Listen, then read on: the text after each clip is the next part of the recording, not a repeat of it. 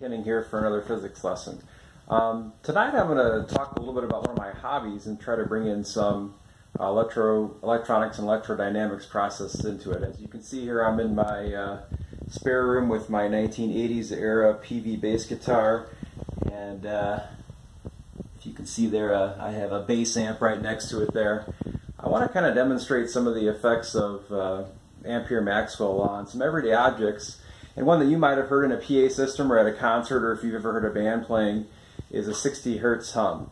Essentially, in this room, all around us, there are electrical wires, and because of the AC current that's generated at a power plant near us, the electrons in those wires are alternating back and forth 60 times per second, or at 60 hertz. That generates a magnetic field that oscillates and essentially changes direction 60 times per second.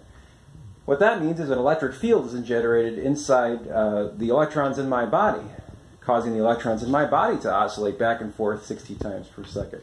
What you're about to see is that my body is essentially acting as a giant antenna, causing the electrons in this wire to go back and forth, and that sound will then be amplified through a coil in the speaker of this amplifier. Through this big chain reaction, we can see Ampere-Maxwell's law at work, all the way from the power plant to my guitar amp. And so here's the demonstration. As I turn the amp on, and as I touch my finger to the tip of this jack, hopefully you can hear a really loud 60 hertz hum, which is actually caused by changing magnetic fields coming all the way from the power plant where my electricity is coming from. Hope you enjoyed it.